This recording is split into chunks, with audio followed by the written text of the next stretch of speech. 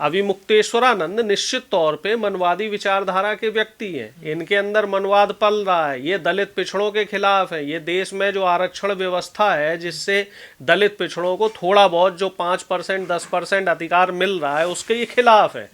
और ये लोग ये भी कहते हैं कि दलित पिछड़ों को पूजा पाठ नहीं करनी चाहिए, पूजा पाठ जो है वो सिर्फ ब्राह्मणों को करना चाहिए। अब आज की तारीख में अविमुक्तेश्वरानंद जी को भी कहीं ना कहीं आभास हो गया होगा कि देश का ब्राह्मण अब उनके साथ नहीं खड़ा है, देश का क्षत्रिय उनके साथ नहीं है, देश का मनवादी उनका साथ नहीं दे रहा। आज की तारीख में उनका साथ कौन दे रहा है? दलित साथ दे रहा है, उनका साथ इस देश का पिछड़ा दे रहा है जिनको वो कभी अपमानित करते थे। तो आज कहीं ना कहीं मुझे ऐसा लग रहा है अविमुक्तेश्वरानंद जो है वो ने भी अंदर से आत्मग्लानि हो रही होगी कि हाँ, मैं भी मनवाद के उसमें घिर के इंसान में फर्क कर रहा था, क्योंकि बुरे वक्त में इंसान को समझ आती है। की बात कर रहे हो तो गायों की बात कर रहे हैं, आंदोलन में बैठ कर, धरने पर बैठ कर कह रहे हैं गायों को बचाना। देखिए निश्चित तौर पे जो बीजेपी ने इस समय गौ माता के नाम पे वोट बटोरे और गौ माता की अब वो दुर्दशा कर रहे हैं, तो निश्चित तौर पे कोई ना कोई जो मुद्दा अविमुक्तेश्वरानंद ला रहे हैं तो वो सरकार को घेरने की एक कवायद है। लेकिन अब इसमें एक देखने वाली बात ये रहेगी कि क्या जो उत्तर प्रदेश शासन है वो उत्तर प्रदेश शासन अब उनका अगला जो कदम है वो क्या होगा, और अविमुक्तेश्वरानंद के कितने साधु संत उनके समर्थन में कोई साथ नहीं आ रहा, सब उनके खिलाफ में इस समय। हाँ, यही देखिए ना, अब सरकार से और सिस्टम से हर व्यक्ति नहीं लड़ सकता, जबकि साधु संत को, योगी को, तपस्वी को राग द्वेष और ये जो राजपाट है इससे दूर, लालच से दूर रहना चाहिए। अब आप देख लो कि आज की तारीख में जितने भी साधु संत हैं, जितने भी शंकराचार्य हैं, जितने भी पुजारी हैं, जितने भी कथावाचक हैं, सब धन के लोलुप हो रखे हैं, सारे के सारे लालची व्यक्ति हैं। धर्म के रास्ते पर अगर कोई व्यक्ति है तो उसका आप साथ भी देने से डर रहे हो। आखिर आपकी ऐसी क्या मजबूरियां हैं कि वो अलग थलग पड़ गए हैं? मुझे तो लग रहा है शायद उनके अनुयायी भी उनका साथ छोड़ देंगे धीरे धीरे।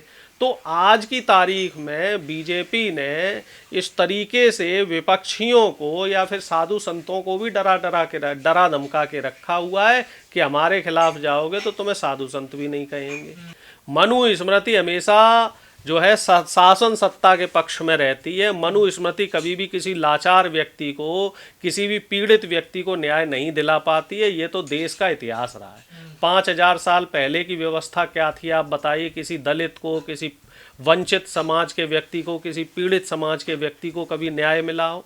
उसकी आवाज तो वैसे ही दबी की दबी रह जाती रही है। ब्रह्म का ज्ञान है इनको, ये तो साक्षात भगवान है, तो कोई रास्ता निकाल। भगवान कैसे है? कौन भगवान है? अरे भगवान के समान ही तो होता है ब्राह्मण, ब्रह्म मुंह से पैदा हुआ। अरे ये बातें सब पोंगा पंडिताई वाली बातें हैं। अब आप मेरा मुंह मत खुलवाइए कि ब्रह्म मुंह से कोई बच्चा पैदा हो रहा है। बच्चा एक ही जगह से पैदा होता है और साइंस ने, टेक्नोलॉजी ने सब इस चीज को सिद्ध कर दिया है।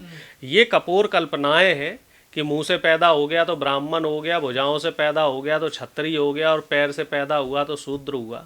आज की तारीख में शूद्र भी पढ़ लिख के वैज्ञानिक बन रहे हैं, आईएएस बन रहे हैं, बड़े बड़े कंपनियों में नौकरियां कर रहे हैं। और आज की तारीख में जो ब्राह्मणों के बच्चे हैं वो भी नाग बन के घूम रहे हैं, वो भी गलत काम कर रहे हैं। तो ऐसा कुछ नहीं है। पहले क्या था कि एक जाति विशेष की मोनोपोली हुआ करती थी हमारे धर्म में, और ये लोग और किसी को मौका नहीं देते थे। अब देश का संविधान जब से लागू हुआ है हमारे देश में, तो अब सबको मौके मिलना शुरू हो गए। हालांकि अभी भी बराबरी मौके नहीं मिल पा रहे हैं।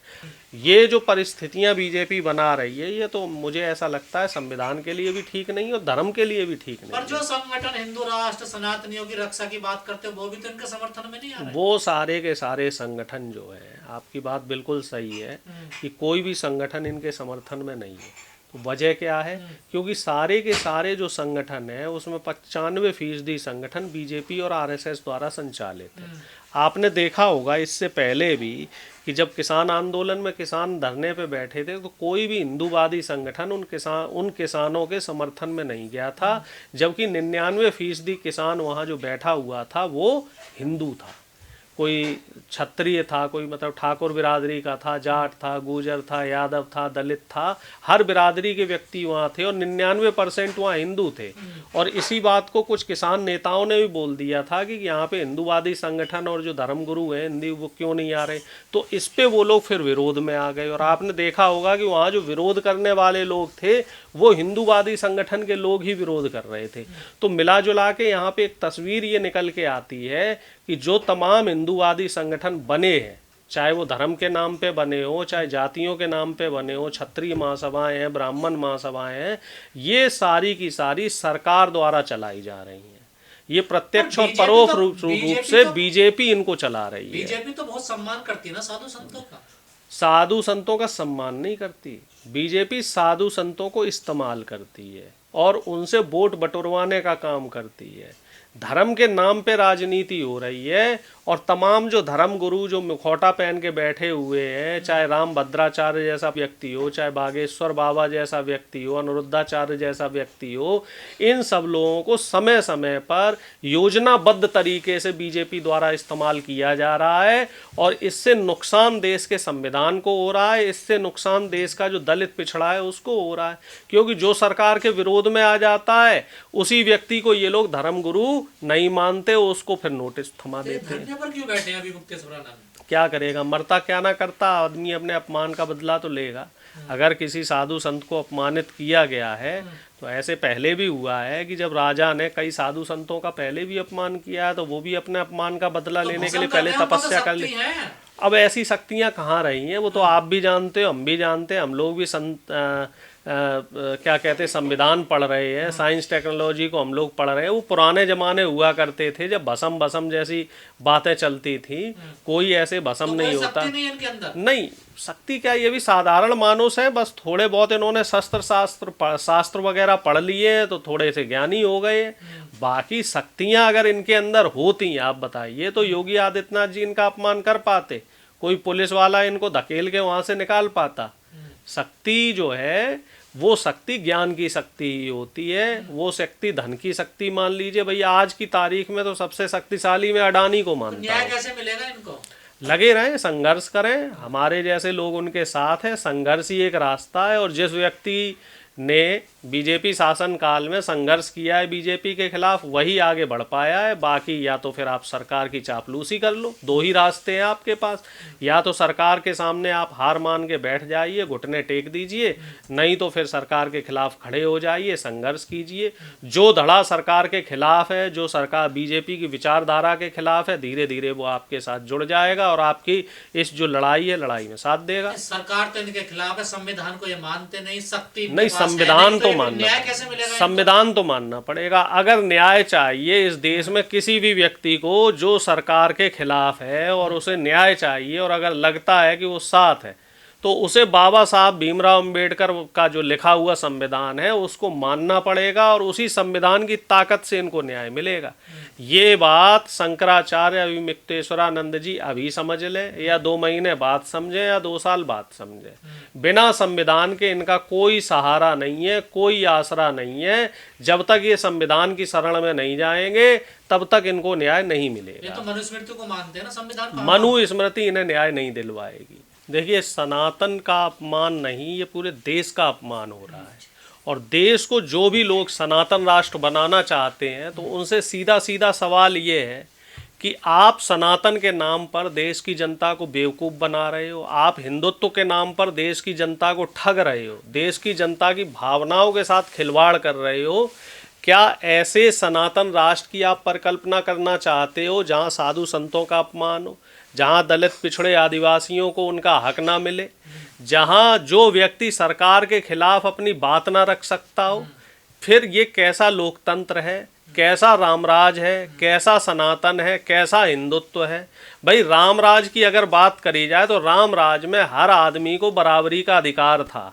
और अगर संविधान और लोकतंत्र की बात करी जाए जिसकी पुरजोर, जिसका समर्थन पुरजोर रूप से प्रधानमंत्री भी करते हैं और कहीं कहीं गाए बगाए गृह मंत्री भी कहते हैं कि हाँ भाई हम संविधान को मानने वाले हैं, लेकिन अगर वो संविधान को मानते हैं तो फिर इस तरह से जो ऋषि मुनि है, जो हमारे पूजा पाठ करने वाले धर्म गुरु हैं, तो उनको क्यों अपमानित अगर किया जा साधु रहा संत है? कानून तोड़े तो फिर क्या किया जाए? कानून नहीं तोड़ा उन्होंने कोई कानून नहीं तोड़ा। वो स्नान करने जा रहे थे, अब उनको उस पे नोटिस दिए जा रहे हैं कि आपके स्नान करने से व्यवस्थाएं बिगड़ रही हैं। एक बात बताइए, जहां हजारों की संख्या में साधु संत स्नान कर रहे हैं, वहां एक और साधु संत अगर कोई स्नान कर लेता है तो कौन सी आफत आ रही है? लेकिन जो लोग सत्ता की गोद में बैठे हुए, जो बाबा योगी आदित्यनाथ के हिसाब से और बीजेपी के हिसाब से बड़बोलेपन की बातें कर देते हैं और विपक्षियों के खिलाफ या मुस्लिमों के खिलाफ या माइनॉरिटी के खिलाफ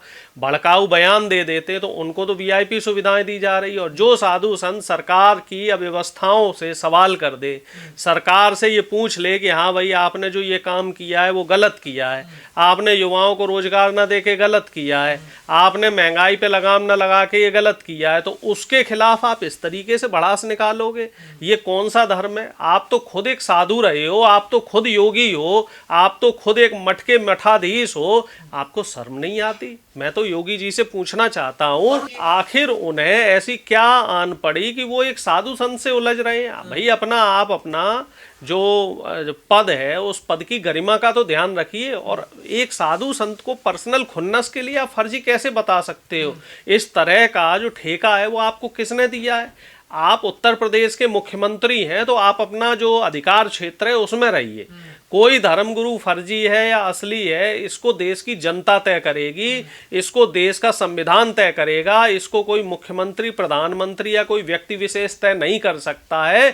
और ना ही ये कहीं हमारे संविधान में लिखा हुआ है, ना ही ये कहीं धर्म की किताब में लिखा है कि कोई व्यक्ति अगर राजा से सवाल करे या व्यवस्थाओं से सवाल करे तो उस व्यक्ति को आप अधर्मी साबित कर दोगे। जबकि धर्म, कोई भी धर्म हो, हिंदू हो, मुस्लिम हो, सिख हो, ईसाई हो, पारसी हो, हर धर्म ये कहता है कि मानवता की राह पे चलिए। और अगर सिस्टम में कहीं कोई गलती हो रही है, सरकार कुछ गलत कर रही है, तो सरकार से सवाल कीजिए। सरकार से सवाल करना हर एक जिम्मेदार व्यक्ति का अधिकार है। तो अभी मुक्तेश्वरानंद ने जो सरकार से सवाल किए, जो योगी आदित्यनाथ जी से सवाल किए, तो वो कहीं भी गलत नहीं है। भाई योगी आदित्यनाथ जी उन सवालों से डर गए, इसीलिए उनको अब शंकराचार्य नहीं मान रहे, कह रहे हैं तुम अधर्मी हो, तुम्हें जो है वहाँ पे प्रयागराज का जो तट है वहाँ पे तुम्हें बाधित किया जाएगा, तुम्हें वहाँ घुसने नहीं दिया जाएगा, जो तुम्हें वहाँ जगह अलॉट करी गई है वो जगह तुमसे खाली करवा ली जाएगी। तो ये तो एक व्यक्तिगत खुन्नस या व्यक्तिगत द्वेष माना जाएगा ना इसे। पर यही शंकराचार्य हैं जो बहुजनों के, दलित पिछड़ों के खिलाफ थे, आज वहाँ पे समर्थन में आ गए। बोलते हम तो उस समय भी इनके विरोध में थे। देखिए, गलत को गलत कहा जाएगा और सही को सही कहा जाएगा। कोई भी व्यक्ति हो इस देश में, वो 100% गलत नहीं है। आज आप देखिए कि यूजीसी एक एक्ट लेके आई है, ये चीज़ थोड़ा मतलब हमारे दर्शकों को भी जानने की ज़रूरत है। उस एक्ट में यूजीसी ने एक बात कही है कि पिछले 10 साल में जो दलित, पिछड़ा और शोषित वंचित समाज का बच्चा है जो अध्ययन करने जाता है इंस्टीट्यूट्स में, उसके साथ जातीय भेदभाव होता है। और इस जातीय भेदभाव में 118% की वृद्धि हुई है। तो उसके खिलाफ एक एक्ट यूजीसी द्वारा लाया गया है। और उस एक्ट का समर्थन कौन कर रहा है? देश के दलित पिछड़े। और उस एक्ट के विरोध में कौन खड़ा है? यही मनवादी और सवर्ण विचारधारा के लोग। तो आप इससे अंदाजा लगाइए कि ये लोग कभी भी बराबरी का अधिकार आपको नहीं देना चाहते हैं। और इस बात को शंकराचार्य को समझना पड़ेगा। शंकराचार्य जब तक संविधान को नहीं समझेंगे, जब तक देश के कानून और न्याय व्यवस्था के समर्थन में खुल के नहीं आएंगे, तब तक दलित पिछड़ा भी जो इस देश का है वो खुल के इनका समर्थन नहीं कर पाएगा। अगर आप मनवादी विचारधारा के हिसाब से चलेंगे तो भाई देखो, अब देखो मनवादियों ने आपका क्या हाल कर दिया है। तो अभी भी शंकराचार्य जी को थोड़ा सा संभल के समझने की ज़रूरत है। और देश का जो दलित पिछड़ा है वही उनका साथ देगा और देश का संविधान ही उनका अब सहारा है।